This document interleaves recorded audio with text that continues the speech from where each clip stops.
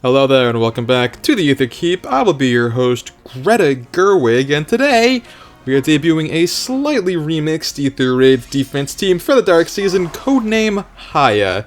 You can guess why. Congratulations to our CYL winner. Just kidding, that's a spoiler. Oops, didn't mean to leak it. Intern kid slid into my DMs. Anyway, she's here and she's doing stuff. And with her DR cut and Camilla's support, everyone here pretty much shreds DR. We got the flyer line hybrid machine with dancers to ruin everyone's life. That's the basic concept. And here, what do we have but the Omega Edelgard team with Omega support from Eligod on both of them, and a bonus unit to power the whole thing. They also have Ash, but I think the bonus unit is a nice little touch. So let's take a look at how this goes, because theoretically this is the answer to my team. Unfortunately, having a full back line and getting your thingy sniped is my solution to the problem they present. And we're off to the races. Yurnaka's first blood? You love to see it. Haya papaya indeed.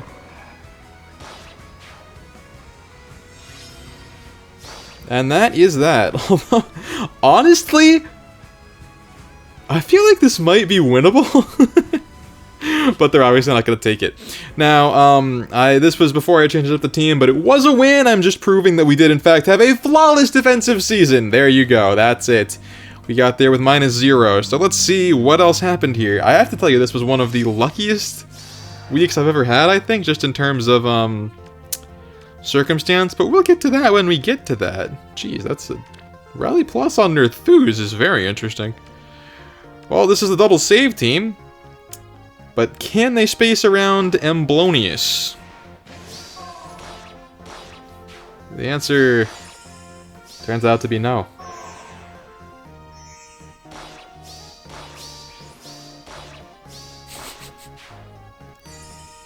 At least doing her best for that DR cut. I mean, doing 8 damage to this thing is actually pretty impressive. For a team with no blue unit, I think getting them down to 6 is pretty dang good. I think that's quite an impressive showing. And we didn't need the KO. It counts just as well. Now here's one where we take everybody down, and oh, would you look who's back? Huh, so we can beat this thing, even with no blue unit. Because, let's be real, the weapon triangle isn't real, even when they try to force it. Nice. This unit I've been seeing a lot of recently. Mostly on defense teams, but let's see how we take down the threat. Let's see how we take down public enemy number 1. Alright. Units that can tank Camilla is not a long list. It's very nice when she eats the dance. And we somehow managed to take down Edelgard, too. Surprisingly difficult to do that, I think, in a lot of cases. So here they're caught in a bit of a sticky situation. They make a good call in taking out Camilla, although I think with a red far save, maybe she's not the one. This is a part that actually can tank that thing. But the armor effective is a little bit trickier, especially with ye olde Deadeye.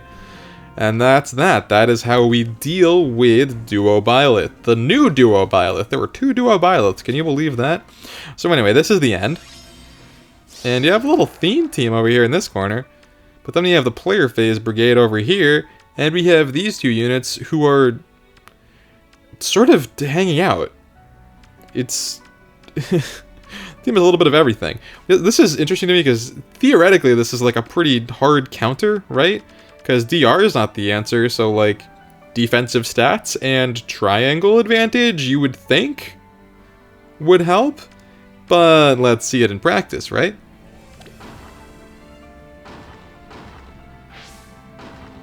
I'm not exactly sure what the move is here. They don't even have a safety fence, so I guess they're... I mean... I think they were in range of Camilla even before the advanced movement, so... That's not the most auspicious. He only hits back for 7. Her DR is out of control. I mean, I think we're getting to an era where DR is rapidly becoming meaningless, but she gets, what, 90%? That's a lot. That means he should have hit her for 70. That's the end. But, of course, there is more, because this is a Marvel movie. What do we have this time? Player phase team with Brave Marianne. Ash Money. Asker. Resplendent Ninian. I thought this was a Fallen Ninian, but it looks like it's Resplendo. Bernadetta. And... yeah, okay, so...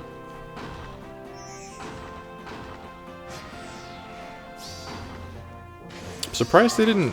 Does she have... yeah, I'm surprised that they didn't reciprocal aid to kind of get into the zone.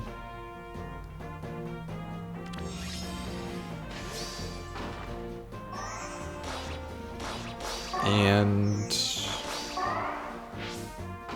yeah, I guess they just don't have the wings of mercy. So, something got gunked up there. I'm not sure if they, like, forgot to hit the reciprocal aid button or what, but... I think they actually had the pieces to pull that play off. I'm not sure what happened, but I count it as a huge win that that is owed entirely to my tactical genius as a commander. And I don't really think there's any other way to interpret it. Jeez, they hit back hard. So Platypus, I'm sorry about whatever happened there, but I do appreciate it, even if it didn't count for me. I think I got some time from it. I had a couple times this week where I got 3 results in one day and then none for a day or two. It was a weird schedule for me. So here is the one actual loss suffered. Still 2 foes defeated, so count it as you may, but she's out of season, so this would have hurt in a meaningful way if it did count, but it didn't, so we count it as perfect. It's this thing again. There's only one unit in the game, and their name is Byleths.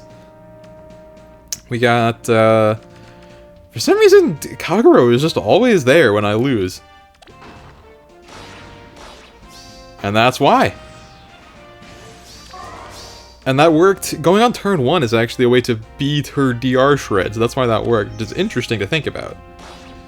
I think, as start of turn effects get more and more out of hand, I think turn 1 strats become more and more powerful, which is not something that I think I'd been fully cognizant of before this replay, so it's interesting to consider where the meta is shifting toward.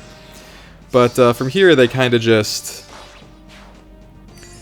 have an advantage because of reasons and because Scowl is so very fun to play against.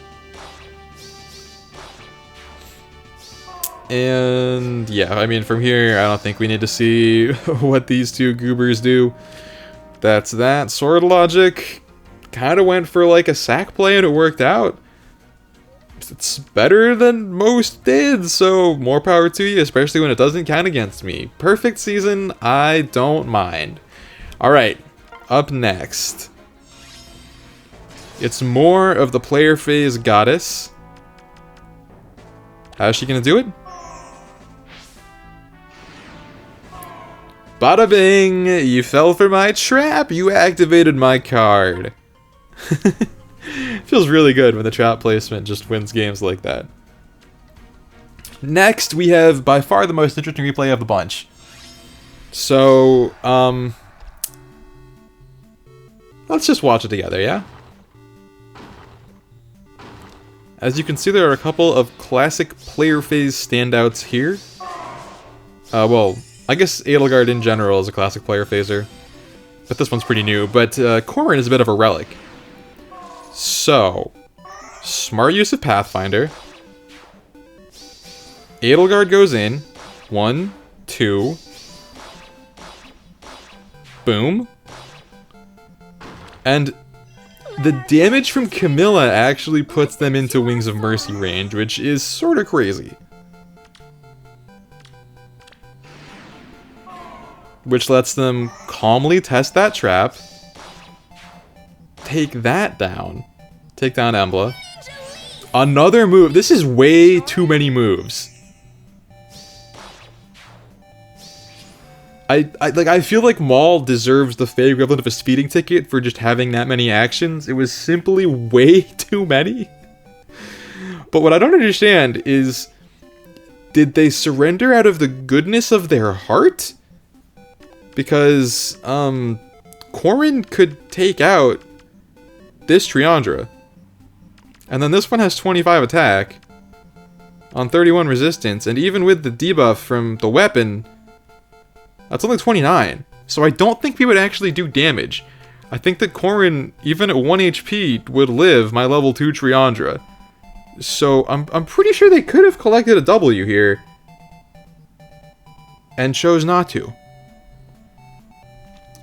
At the same time, nothing is stopping me from using a level 40 unit here, so I feel like we engaged in a weird game of chicken that I could not tell you what happened here, but theoretically this would be a win if I wasn't so committed to my meme fairy.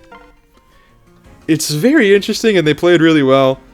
I hope your season goes well, Maul. Very cool, very good content. For me, I appreciate you being here. It's also a rematch, so maybe they just wanted to be on the channel? I don't know. Maul, if you're here, let me know what was going on, because I'm infinitely curious. Alright, enough about that. We got 3 more. Let's burn right through them. Now, we have a savior who is actually really difficult for a lot of teams. We have some player phase options, we have some damage reduction, we have some support, and some more support. But what happens here, as what happens so often to be, is to understand, considering that Embla goes crazy. Not the first match this week where people just forgot what Embla does, and it's something I do all the time. Very easy to forget about Embla or not respect her range properly, but in this case, the results are pretty brutal. Revenge on Camilla, but it's not enough to start a rally, and we take that W.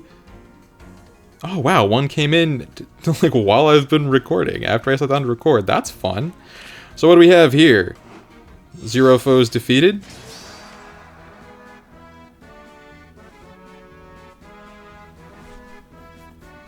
His smug aura taunts me. What happened? Because I remember I got savaged by a Yuri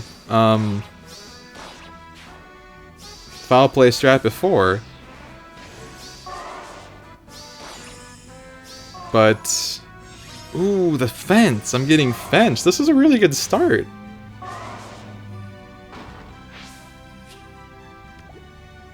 Did they just forget to dance?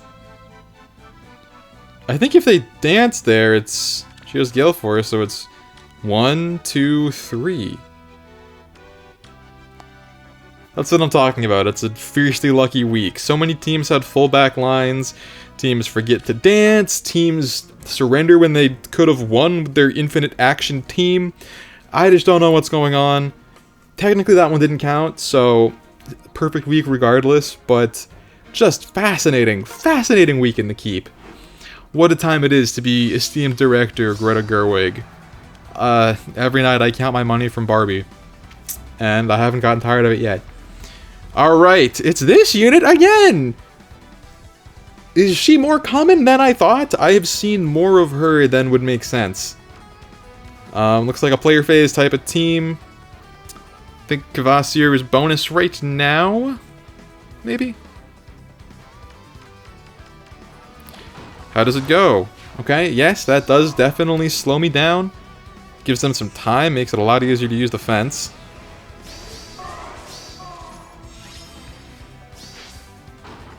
And that's not exactly where you want to be. My trap placement has been immaculate, but it's another case of luck. Like, people are losing gambles. It's not like a strict matchup difference. It's not really a direct... I don't know. It's just the week of luck, and that works for me. I accept the week of luck because, as you know, it was my week. It was Levinseti week. So I get to be lucky, and we take it. And now this, which I didn't even know happened, so we get to enjoy it together for the very first time. Oh, when we get to the most interesting unit in the game, possibly, a contender at least, we get to see the matchup. That's very fun.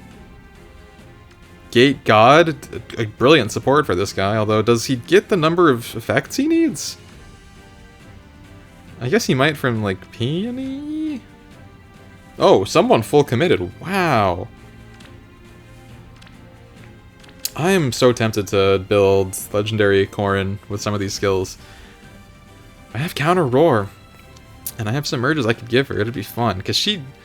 Well, we don't have to talk about her. Let's see this. Let's see this. So he actually gets all of his stuff going. And Gatekeeper is here to keep these units safe. This is a very strong start. She doesn't double, but she doesn't get countered either. I think Panic Manor is really helping out. Oh, and the dance! The dance! My mistake.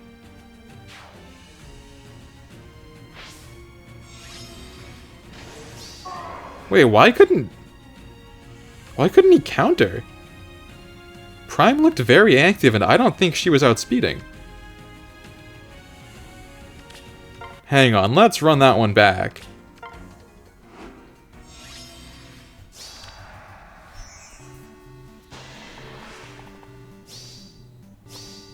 All yours. That's a lot of damage. And he's got 1, 2, 3, 4, 5, 6. 6 status effects. That should be DC.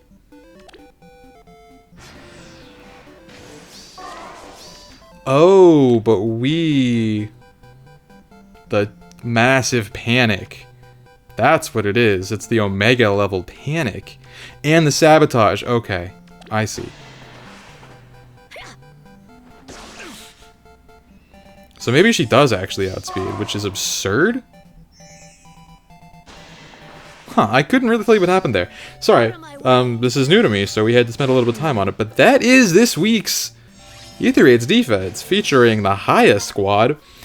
I'm very happy with how it went out, and now it's time to finish out the offense season, which you'll get to see also if it's interesting. Last week's wasn't super interesting, so it didn't get posted, but this week's could be, and make sure you are subscribed and stay tuned, because there's more coming next week where I want to debut a team called Come On I Green.